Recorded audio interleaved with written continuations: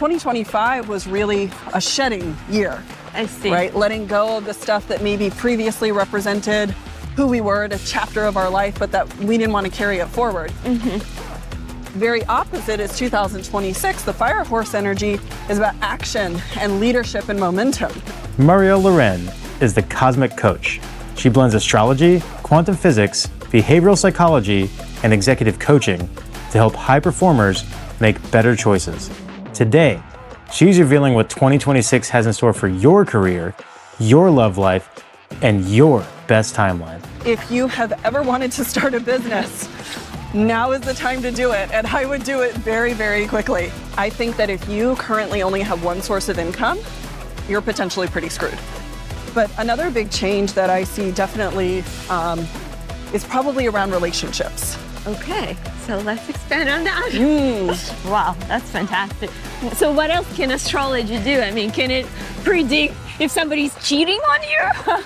Yeah, actually, that's how I caught one of my cheating ex-boyfriends, was by snooping on his astrology chart. Well, good morning, runner viewers, and good morning, Marielle. Good morning. I think when we're going to be posting this episode, it's going to be the 2026. 2026. So I'm excited to talk about everything that the year is going to bring. Absolutely. But let's first start with what is astrology? When somebody's asking you what astrology does, how do you explain it? The simplest way to understand astrology is that it's the study of time, both quantitative time and qualitative time. So astrology tracks the geocosmic mathematics of periods of time. So the qualitative aspect is noticing during certain time periods what natural behaviors and changes are happening on planet Earth, right? And then the quantitative aspect is how we measure according to days, hours, minutes, seconds, the chunks of time going, okay, this is interesting. During the spring, we could say, which is a large chunk of time, here's what tends to happen behaviorally on planet Earth versus the fall months. Here's what happens, right? Okay. So the way to think of astrology is just really the time cycles of nature, and we can look at that in a large way on a macrocosmic level, such as the planet itself, civilization, from like a sociological point of view. And then certainly the most popular way that it's used is personal, right? Because we can look at our individual time cycles, right? And go, what's kind of happening in different seasons of my life? Okay. So I think you sometimes say that astrology is a map and not a prediction. Absolutely. So can you define, why is it this important? Why the definition is important? So because astrology is the scientific study of time, when we take a picture of the cosmos at a certain point in time, maybe a certain day of the year, right? It literally looks like a map when we flatten it on a sheet of paper. So astrology uses math to understand the moving dynamics of space-time reality. And it actually incorporates longitude, latitude, speed, and declination against a calendar system over time. Really? So those measurements, like if we took a screenshot of the sky right now as we were walking and we said, hey, it's December 24th, 2025 at 7 a.m. in the longitude and latitude of Houston, Texas, you just take a screenshot of the sky, flatten it on a piece of paper, and you look at it just like a map. Okay. And based on that map, just like you do with any other GPS map in your life, is you can see where something is beginning and where it's going. I see. And when it's going to arrive at its next point in destination. Interesting. Because many would argue that it's not a science, it's something wooey. So it's interesting to see. You know, a fun fact is that astrology is actually the oldest science in the world. It's called the mother of all sciences.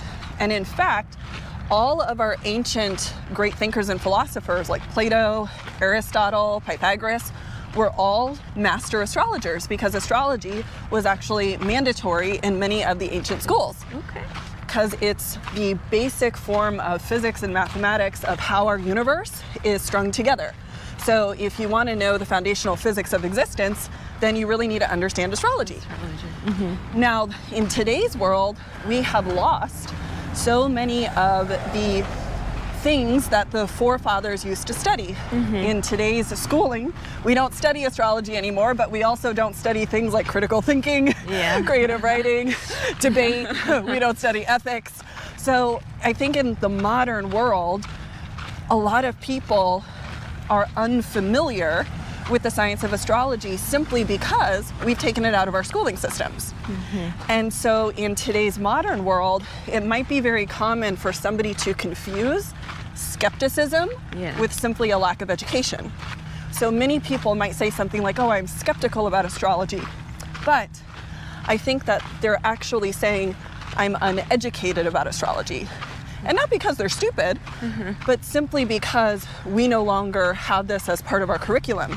So as a modern person, it's pretty hard to be familiar with the study of astrology unless you have, in your adult years, chosen to go back and study some of the ancient philosophies and sciences that our great forefathers used to incorporate in their learning. So I think the other aspect of that is the great thing about today's modern world is we have so much information accessible to us on the internet and through technology that if you weren't schooled about this, which you were likely not, it'd be very uncommon for you to have that education, is there's so many opportunities to actually learn the math and the science behind astrology because we can access that information at the tip of our fingers today. So I really think that a lot of the ancient astrological knowledge that our forefathers and founding philosophers used is coming back in our modern time into accessibility and into popularity and can be applied in modern times in a new context. That's very cool. I like that we can now use that wisdom into in our lives. In our life, yes. And I like how you use it in your coaching, which we'll get there. Yes. So from an astrological standpoint, what's impacting our professional and personal lives now as we are ending this 2025 and entering 26? Well, I think one of the big things on the horizon here between 2025 and 2026 is economic and financial collapse that's happening. Okay. And I think that the stress of the world economy right now is really making us look differently at our financial systems overall as a civilization, and particularly in our personal lives, really looking at our career choice and our finances and financial preparation in a very different way. You know, a really interesting study came out this year that said $136,000 is the new poverty line in America. Oh, wow. I haven't read that. And when you think about the fact that making over six figures still makes you poor in the United States, that's pretty terrifying, actually. So one thing that I would say going into 2026 is there are some serious alarm bells going off in our economy and in our financial structures. So I would advise anybody to really focus on creating a multi-income financial ecosystem for themselves. I think that if you currently only have one source of income, you're potentially pretty screwed.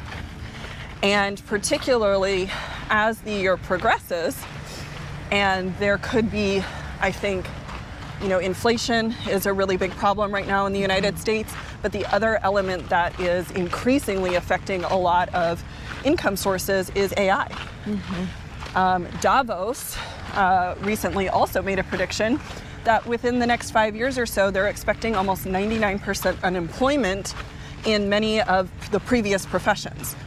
Meaning a lot of the jobs are going to be taken by machines. Now, not to sound totally ominous, because of course other jobs will then be created because of this.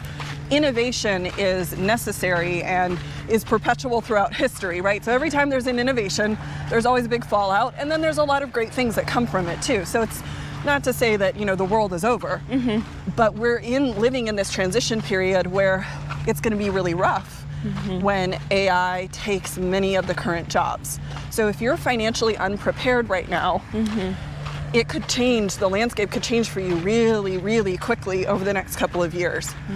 I would say this is also a great opportunity in history right now to be an entrepreneur and to be a creator, because the same technology, AI, that could take a job is also the same technology available at your fingertips to create something new. I see. So if you have ever wanted to start a business, now is the time to do it, and I would do it very, very quickly. You know, astrologically, there are 2 planetary alignments that I think are really feeding into the elevation of technological advancement in this time period.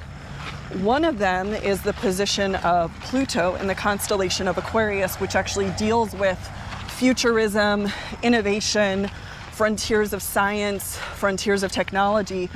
And it's in this alignment actually for the next 20 years or so. Okay. So till about 2040. And on a smaller time scale, the planet Uranus is in the constellation of Gemini for the next 7 years, which deals with things like communication and learning.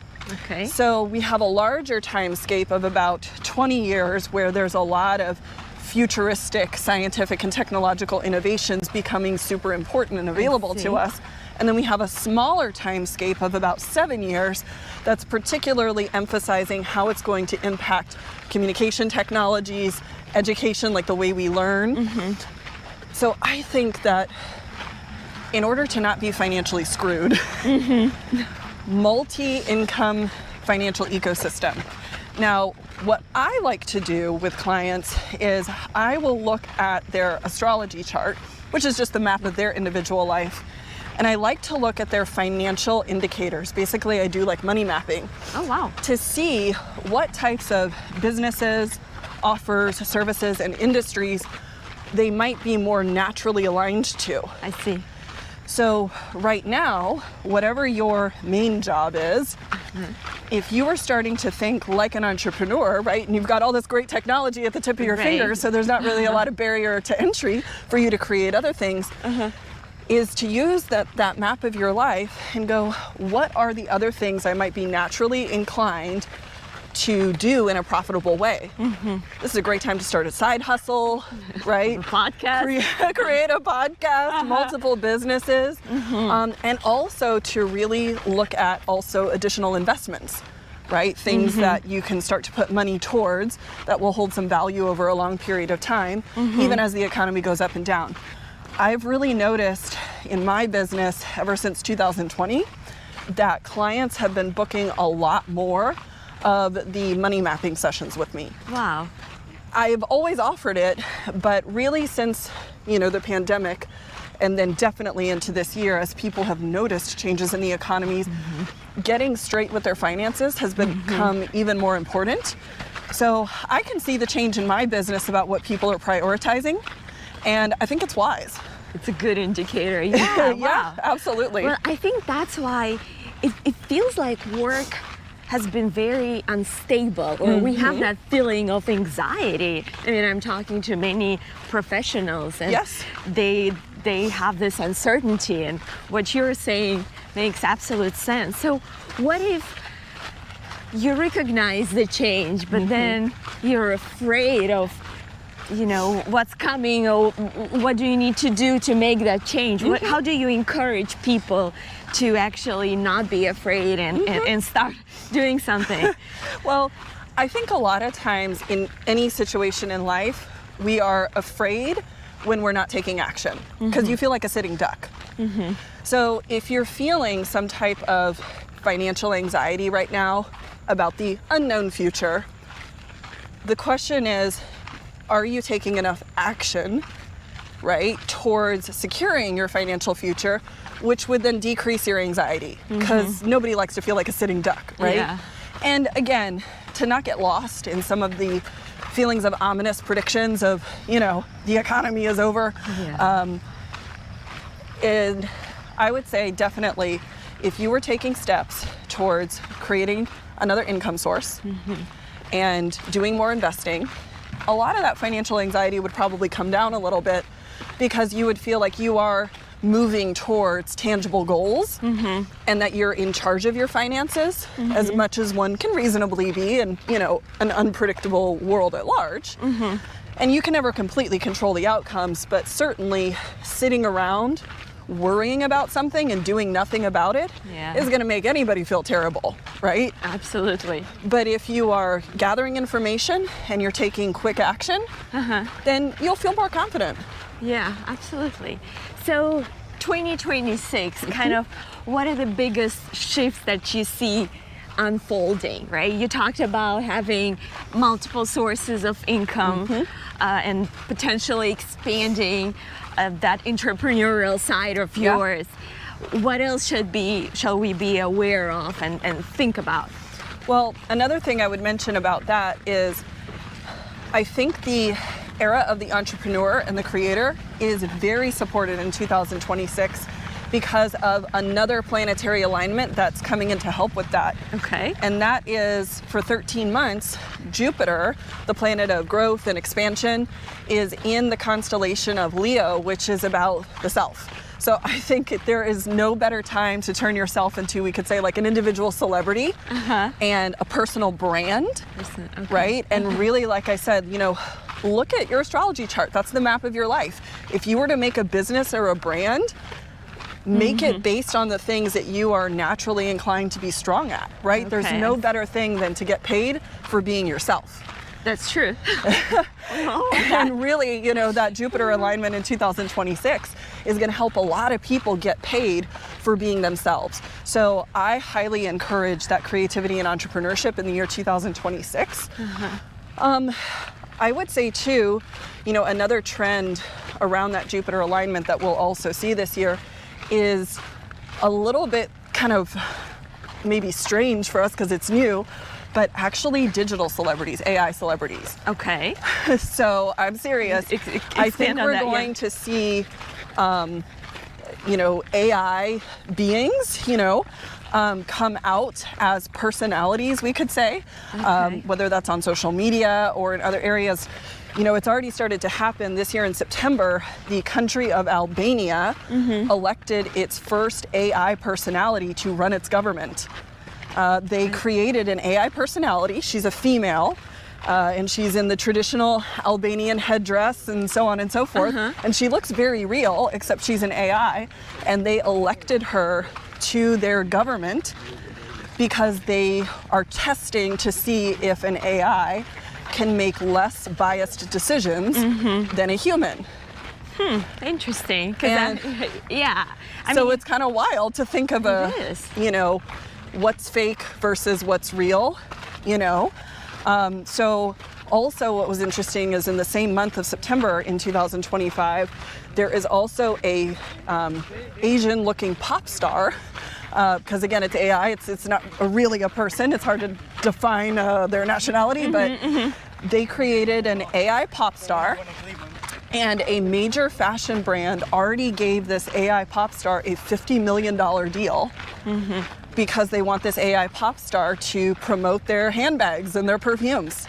So we're already seeing people dabble in creating AI personalities, and I bet in 2026 there could be some type of app or technology that allows each individual person to create an AI version of themselves, almost like a hologram of themselves, right? So you might have a little AI version of you, and the question is, who am I actually talking to? So we'll look out for some of those innovations in this coming year.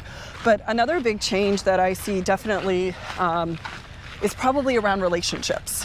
okay. So let's expand on that. Yeah. Everybody loves talking about love. Everybody loves talking about love. I think that in 2026, relationships are going to diverge greatly from what we have previously defined as traditional. Okay. Like traditional marriage. Right. And monogamy. So one thing is I would anticipate the decline of marriages. You know, marriage is already a 50% divorce rate, you know? So if you're gonna get on that airplane, there's a 50% chance that that plane is gonna crash. So I think a lot of people, particularly when you contextualize it around financial and economic stress, are going to be not opting for a traditional marriage because there might be too much risk involved. So we might see some decline in, the weddings, so to speak. The other thing is, I think people are thinking outside of the box regarding traditional monogamy, like exclusivity, right? One person with one person. We're going to see a rise of maybe more flexible relationship structures, because I think that one thing is actually economic stress. It might be more suitable to have multiple people, partners in the house, right, to keep a roof over everybody's head and contributing. The other thing is, I think that, technology has really blurred our social boundaries. And so for a lot of people, feeling like they can communicate with other admirers or have digital friendships with, other people is becoming quite the norm. We won't give a lecture on ethics or anything today, but I do think that, the blurred digital boundaries is making it easier to connect and socialize with multiple prospective partners beyond just, an exclusive relationship. But does it really? I mean, it's easier to connect for sure, but is it really a true, deep, meaningful connection? And that's something the individual has to decide. It's kind of sad. I also actually think that we're going to see a lot of people opting for like companionship type partnerships rather than romantic type partnerships. So for example, a lot of people, rather than thinking they're only looking for their one true romantic love, they might say, why don't I just move in with my best friend? Like my friend, we've known each other for years, we get along great, we don't fight, we like the same style of decorating. So if I'm gonna commit my life, rather than, trying to date out in this wild marketplace, maybe I would like to move in with one of my really close friends. I think we're gonna see a lot of people choosing friendship companionships as long-term partnerships rather than only looking for romance, we could say. I can see that. Yeah. Well, we've seen, and I could use running as an example during COVID, right? With all the isolation, running really boomed, and we see more and more clubs. Friendships. Because people need that connection and they need friendships. So they're looking for ways to spend time together, especially if many people still work remote and stay home and don't have those circles any longer. Yeah. So I can see that trend. Well, I think that also what might be contributing to this part of the trend is the economic empowerment of women. Something that's really happened over the past 50 years or so is, at least in the West, is women have access to capital for the first time in history, right? Previously, women were not even considered individuals. They were considered in many ways property of men or their husbands or fathers. So women all of a sudden in the past 50 years, at least here in the West, here in the United States, they've been able to access credit cards, bank accounts, education, working outside the home, starting businesses. So we've seen this rise of female educational empowerment and economic empowerment. And because it's happened so quickly, really 50 years is a short amount of time considering the grandiosity of all history, is women in many ways are outpacing the growth of their male partners.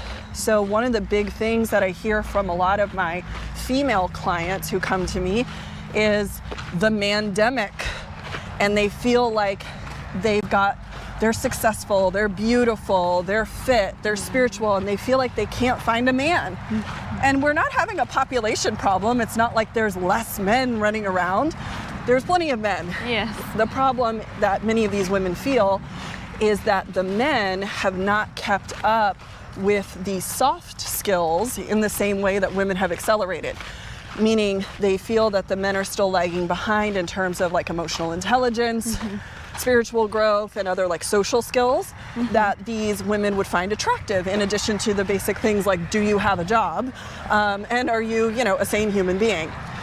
So, and that's not to rag on the men, because I think that up until this point in history, because legally men's and women's roles were really different, is we as a culture did not really emphasize for our men the importance of social skills or emotional intelligence skills, right?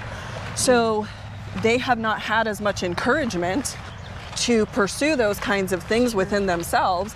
And now all of a sudden, in a very short amount of time, that game has changed between men and women, and those skills are becoming very important in terms of attracting and keeping a mate. I see. So we've got a big sort of separation right now between a lot of these women that are really excelling in both financial areas of their life, right? Women are making more money than some of their male partners. Women are getting more academic degrees than some of their male partners. Women are owning more homes in real estate than men are now. So I think that if you're a man in 2026 and you're seeking to meet someone special, is invest in your soft skills, hire a therapist, get a life coach, go on some retreats. There's a great opportunity for men to cultivate the soft skills that previously weren't really encouraged in them. And I see a lot of men taking interest in this, and it gives me great hope and a lot of promise, because men have always been socially encouraged around making money or athletics. So they're usually really strong in those areas, and there's a great quality they bring to the table. But I think a lot of men are feeling the divide between, like, why aren't women picking me? And they have been far more invested in developing the soft skills, which I think is great. And it's really, you can see the men that are standing out in that way and are bringing their whole selves to the table. And it's super attractive, and they're going very quickly in the marketplace because the women are snatching them up. For sure.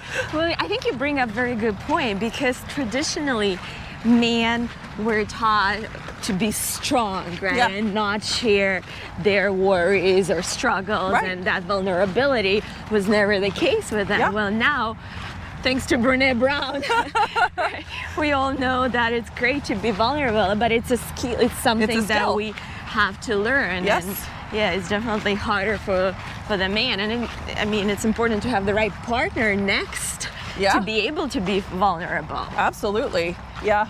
Okay, wow, that's interesting.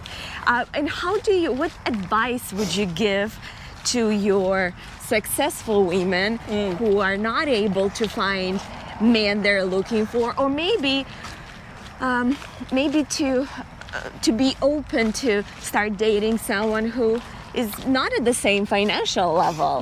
Like, what would you tell them? Well, I think if you're a successful female and you're feeling like you want to meet a special guy, or a special lady, whatever the preference is, it's all valid, all important, and I would actually say this not just for women, I'd say this for anyone, always focus on your dreams. Because the reality of a relationship is you are never in charge of another person, and you can't control what they're going to do with their life. So feeling like the thing that you can center your focus around is always you, right? Meaning your dreams, your path, your passions, your goals. So whether or not you can guarantee that somebody else wants to come along for the ride, you're not in control of that. But what you can be in charge of is your path and your focus.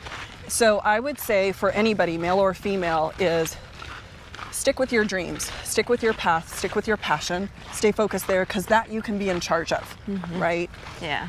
And as you start to open yourself up to the possibility of including another person in that experience, is you may have to think outside the box.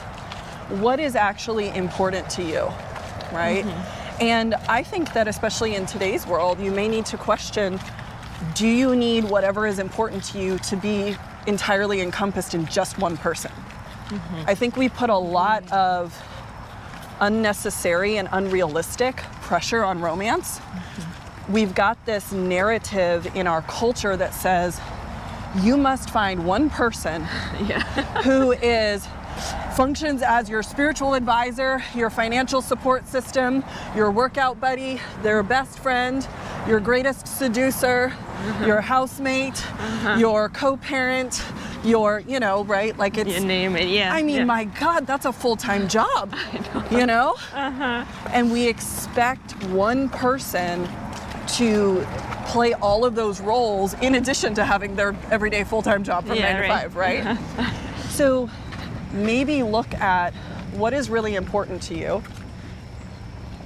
who can provide that, or which maybe multiple people have different qualities that you find valuable, and what is a realistic relationship structure in today's mindset, in today's world, where you can get your needs met, where you can show up for other people and really meet their needs and have some type of experience of sharing, but in a way that maybe doesn't put so much unrealistic or imaginary weight on you or another person having to be the end-all, be-all, absolute everything for each other. Because that sounds like a lot of work. It sure does. No, I think that's a great advice. And stay focused on your dreams and your path. Absolutely. Yeah. So what are the time windows or dates that we need to be aware of in 2026? Well, the first big shift in 2026 will occur late January, early February. Okay. And this is the beginning of the Lunar New Year. I always feel the actual energy of the new year come in closer to springtime rather than, of course, in the Gregorian calendar, we date the new year, December 31st, January 1st, right? But that's really close to the winter solstice, which is actually the death of the year, right? It's the winter time. So it's the quiet, oftentimes cold, unless of course you live in Texas and it's not, time of ending. Okay. So the energy of feeling like I'm in the dead of winter, I'm in the darkest, coldest part of the year. There's a lot of inertia in Mother Nature as everything is, dying and going into hiding. And yet somehow I'm supposed to bounce up on January 1st and go, oh my God, I've got all these new goals and I can't wait to crush it. Yes. And I've got tons of momentum and I feel completely different than I did the night before, freezing my ass off on December 31st. It doesn't really align, right? Okay. But as we get into February, the Lunar New Year, and then March, which is the spring equinox, the natural energy of Mother Nature, things start to grow, they start to blossom, they start to come back to life. So we tend to feel a little more attuned to new beginnings. I see. So I always love February and March because to me, that is really the time of new beginnings, right? When you could feel maybe a shift from who you were, what your goals were in the previous cycle, and what you're most excited about accomplishing in a new cycle. So I would definitely say pay attention to that Lunar New Year time frame all the way up till around March 20th, which is the spring equinox. Okay. And the good news too is this year we're shifting from, in Chinese astrology, the year of the snake, which was 2025, into the year of the fire horse, which is 2026. Very opposite type of feeling of energies. 2025, that snake energy is, what does a snake do? It sheds its skin, right? Okay. So we may have felt in 2025 that there were a lot of endings or metaphorical deaths in our life.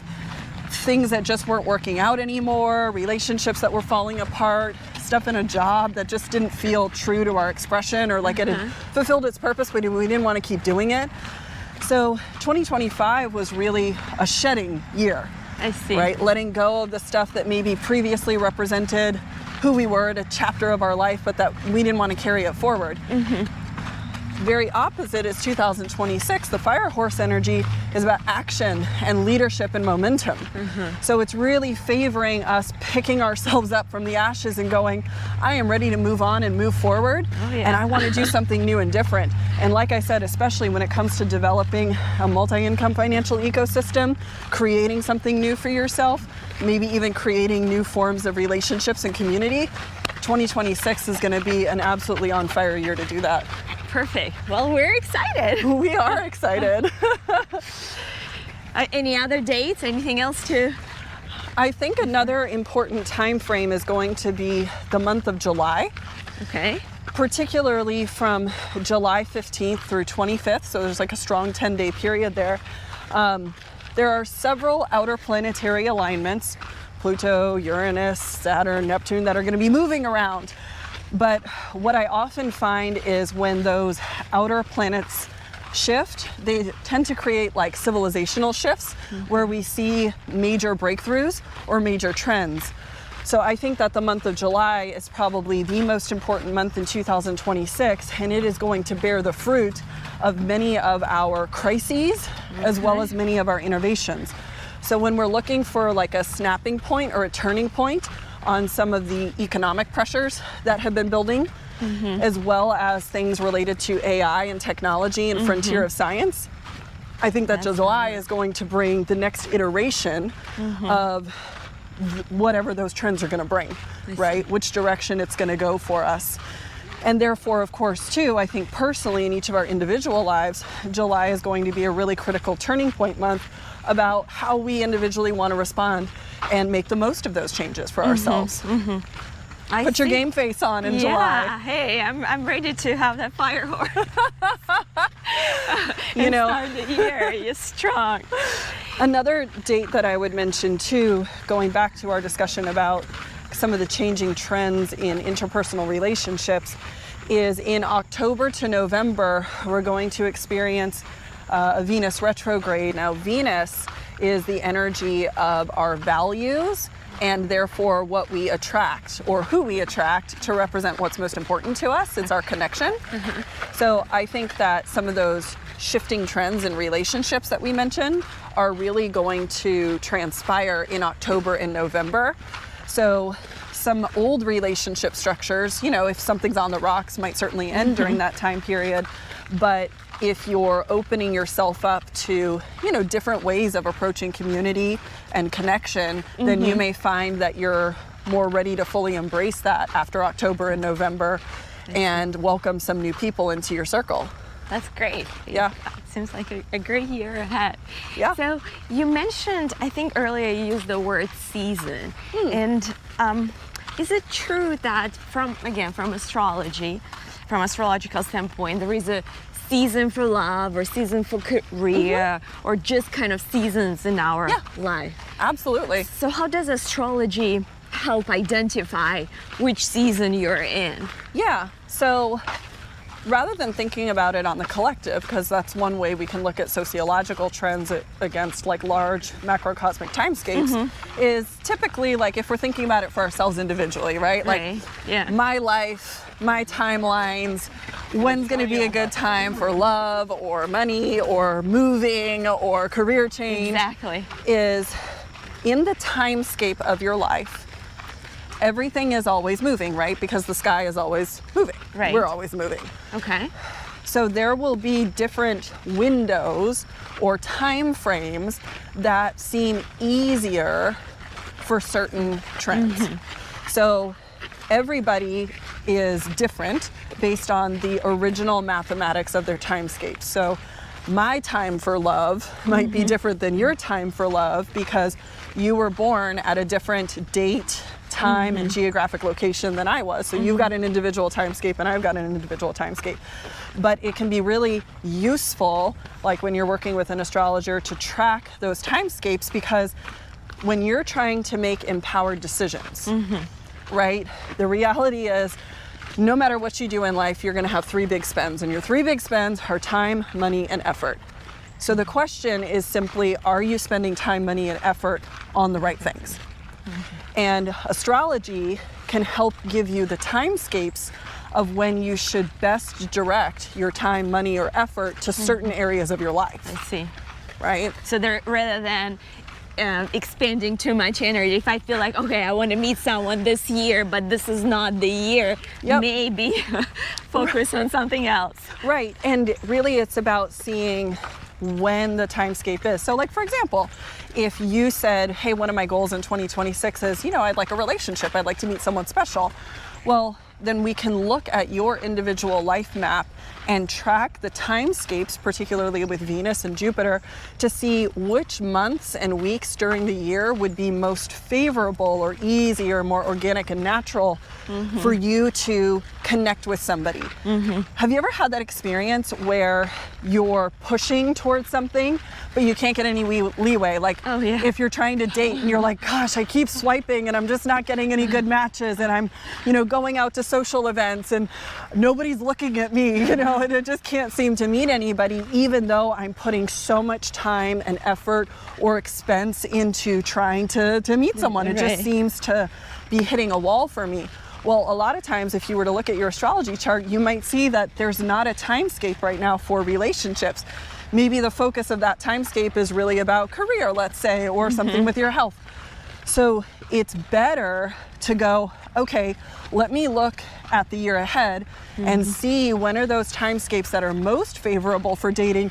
So that way when I'm swiping, that way when I'm spending money on going out, that way when I'm taking my time and effort to really put myself out there, I'm doing it in a time frame of those certain weeks or months where I know I'm more likely going to get a hit, right? The three big timescapes that people are always really curious about tend to be life purpose, love, and money.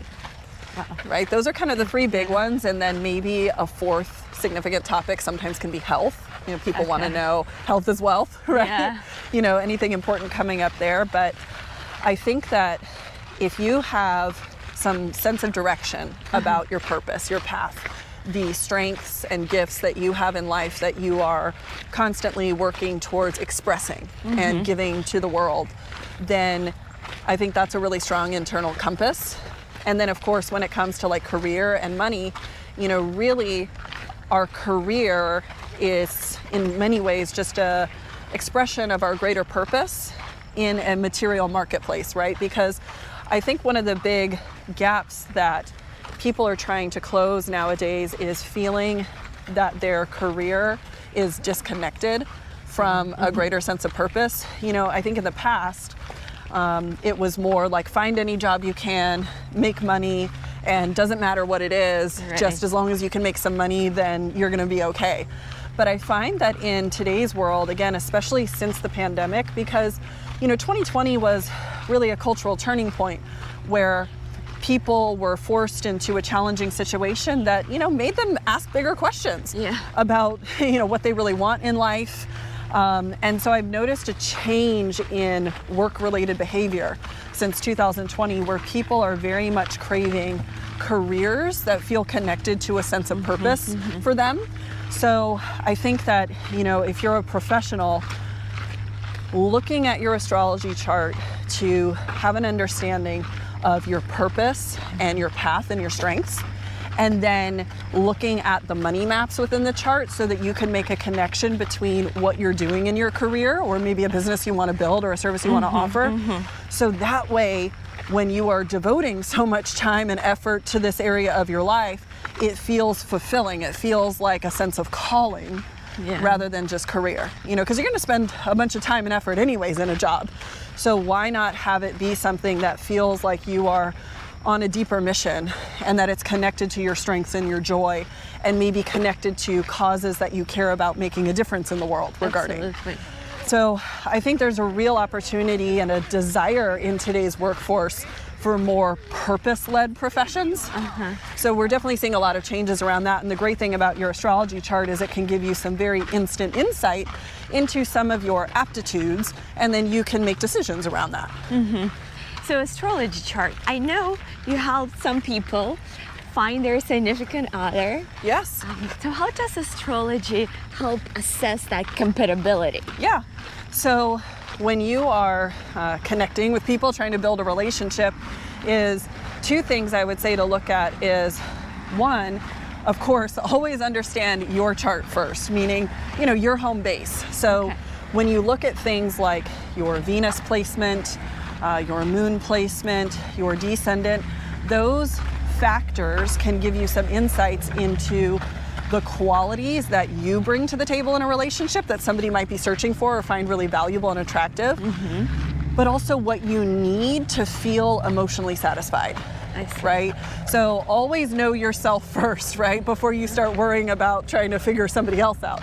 Is what do you really bring in a relationship, and also what do you need to receive to feel okay, to feel loved, right? It's kind of like the astrological chart can help you understand your own love language.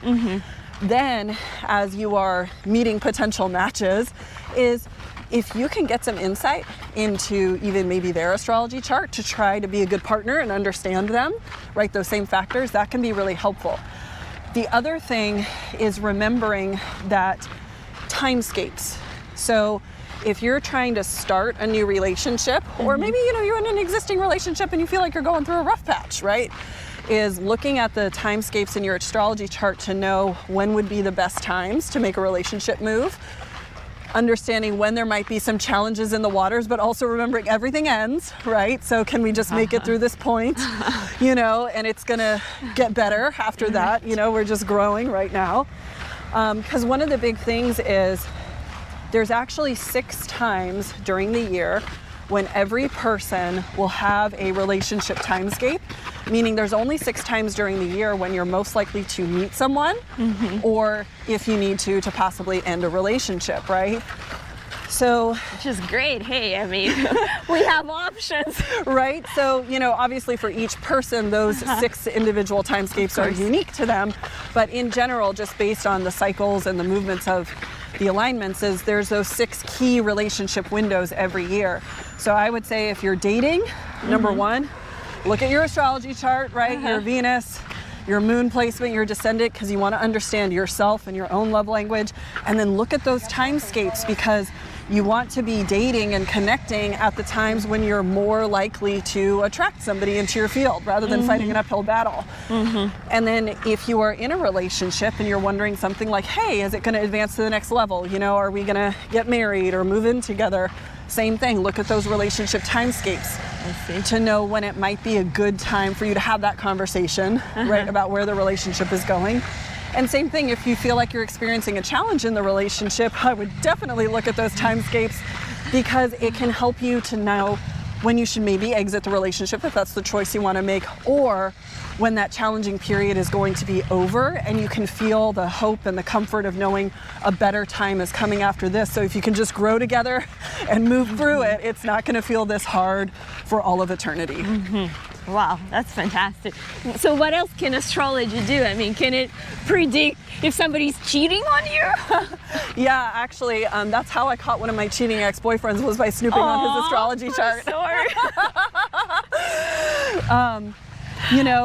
Astrology can show us a lot of things about what's happening during a certain period of time. And that is legitimately how I caught a cheating ex-boyfriend of mine, is because I was watching a challenging transit go through his relationship sector. And I asked him about it, because I was like, I'm looking at this right now. And of course he denied that there was anything going on, but as an astute astrologer, I had my suspicions, and I was like, I don't know, I see this planetary movement, I usually know what this means. And then sure enough, a few months later, it proved to be accurate, and it reminded me to trust my expertise and my intuition, that I knew what was up the whole time. It reminded you that astrology is a science, right? But it's a science, and I was like, I am looking at the indicators right now on this chart, and I have some questions. Wow. I know you've been, prior to this, in executive coaching and private equity. Yeah. And so back then, what didn't you see in that traditional coaching was not giving? Yeah, it was interesting. I have a business degree in economics and finance, and I worked in corporate consulting for Wall Street infrastructure investment funds. So people that were doing large capital building projects, usually from the $200 to $400 million space, right? They were building big things around the world. And what was interesting is I noticed over time 2 things. Number 1, a lot of these really powerful, wealthy, successful executives that society would probably dub as, what we all want to be like when we grow up, is I found that a lot of them were actually really unhappy. And so I felt confused, in a sense of disconnect, like, this is the American dream, right? Like, we're sold that money and power and fancy job titles should make us happy. And yet I was around a lot of these people who were, I mean, brilliant, right? Super smart, doing incredible material things in the world. And yet privately, they were unhappy. They felt unfulfilled. Their marriage was on the rocks. They had health problems, right? So underneath the hood, there wasn't as much happiness and fulfillment as maybe like I thought there would be, because they, you know, were really great people in many other respects. So I started to get curious as to really like why. Yeah. You know, it seemed odd. And then I noticed that in traditional coaching, it didn't seem to always make a change or a headway in the sense of fulfillment or satisfaction that these people would actually find, even though they were on paper at the top of their game and the top of their career and all this kind of stuff. So I personally, just out of curiosity, started studying some of the ancient sciences and spiritual philosophies, not because I ever really wanted to do it as a job, but because I was just personally curious and interested. Yeah. And so when I started studying the ancient sciences, astrology, yoga, meditation, and many other things, I found that they offered systems and shortcuts of kind of getting into the more subtle fabric of our sense of identity, and that they were helping even me personally find a deeper sense of purpose and meaning.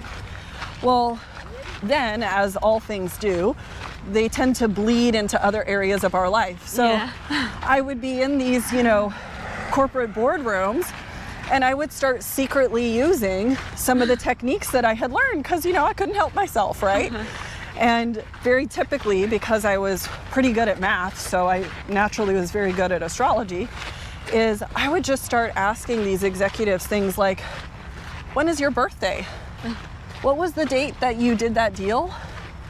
What was the date that you met with that new client? And I would start doing the math in my head to extrapolate timescapes and things that I knew, oh, that deal's not gonna close for another 3 weeks. Oh, you met this client during this time frame. I don't think that they're gonna sign, right? And then it became kind of uncanny because I was eerily right. And people started to kind of question, like, how do you always seem to know what's gonna happen next? How do you always seem to give very specific dates? You know, I'd be like, no, let's have the meeting on this date. No, let's do the deal on this date. And I would move things around very specifically all the time. So people kind of became suspicious. Like, how is she always accurate? And then finally over time, I would just tell people, you know, and I think at first I was maybe a bit afraid that people might have like a judgment about the fact that I was using mindfulness techniques or astrology. But what I discovered when I kind of let the cat out of the bag is that the fact that I was accurate mattered more than how I got to the answer. I see. So the fact that I had been right so many times for people was exponentially more valuable to them than any method that I used to get to that. So they didn't really care that I was using all this other stuff behind the scenes to get them the right answer. We all want answers and we all want to be as accurate as we can. So I was happily surprised that the resistance I thought that I would find in the corporate world to using these ancient sciences was in fact not really there, because what mattered to people was the results, not the method. And I feel particularly as I've been in business over the past 15 years, our corporate culture has really changed. You know, nowadays, corporate leaders are going on mindfulness retreats, you know, yoga retreats. Companies have entire departments and budgets that are dedicated to corporate wellness. And I think there has been a real transformation over the past 15 years of whole person professionals. Right? And a lot of companies are starting to realize that if they want to retain the very best talent, then they do have to integrate community service, you know, a sense of purpose, mental wellness, right? All continued education, right? All of these factors are important to the top talent. And so I think it's been a big change from when I first started in this line of work, almost by accident started in this line of work, into where we are now, because I really think that the modern day professional is the purpose-led professional. And I think that corporations are really trying to offer programs and budgets and opportunities to develop the whole professional. And that includes mind, body, and spirit. I agree, 100%. So if somebody is contemplating whether or not to use your services, how would you maybe justify that concern, or the thought process, and how would you say yes, it's worth spending? Well, I think that the real question is, how much is a decision worth to you? When you're trying to decide on a big career move, right? How much is your salary worth? Are you making a $250,000 decision? Are you making a $500,000 decision? Like, what is that? So if you're thinking about a marriage or a relationship, how much is that wedding gonna cost? How much is that divorce gonna cost? So really just ask yourself, what are your decisions worth to you? And when you find that answer, then you will feel comfortable with investing in any type of information that can give you that competitive edge, and that could give you information about how you might want to navigate that decision. So really, what is the weight and the cost and the value of your own decisions to you? And when you're ready, come see me. We're seeing you soon. Yes, you are.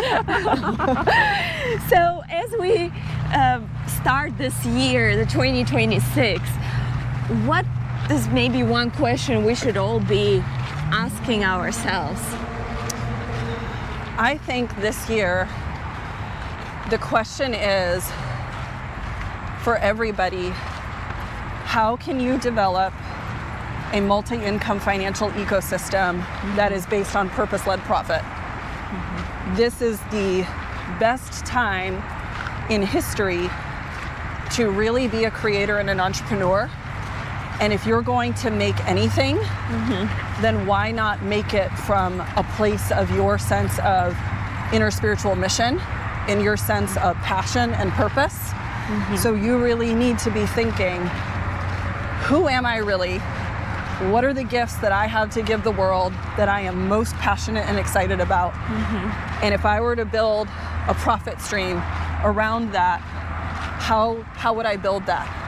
And how quickly can I take action? Because the economy and AI are going to collapse that timeline for you. And if you're not moving now, you might get left behind. Thank you. Yeah, I think it's very profound, and definitely that strategic thinking and being prepared, because things change so quickly. They do, yes. And we want to be on the high side of innovation, right? Absolutely. We want to use all of the tools and technologies and frontier innovations to say, I don't want to be behind the curve. I want to be ahead of the curve, and I want to be riding that wave. And just as much as I think some of these, financial and economic pressures, as well as technological, transformations that might feel a little uncertain or scary, we can use that also to our advantage. Ride the horse. Oh yeah. Don't be caught off the horse. And remember that, in today's world, right in the palm of our hand, on our phone and on our tablets and on our laptops, we have access to infinite potentiality.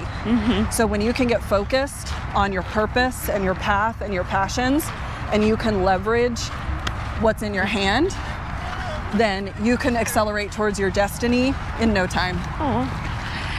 Thank you so much for all your wisdom, for predictions, or rather a map for us for 2026. Yes. I'm really looking forward to see how this year unfolds for all of us. Me too. For creators, for you as a creator, for us as creators. Absolutely. For you as a creator. You as a creator too. Thank you. It was great. Thanks, Maria. Thanks so much for having us. Happy New Year.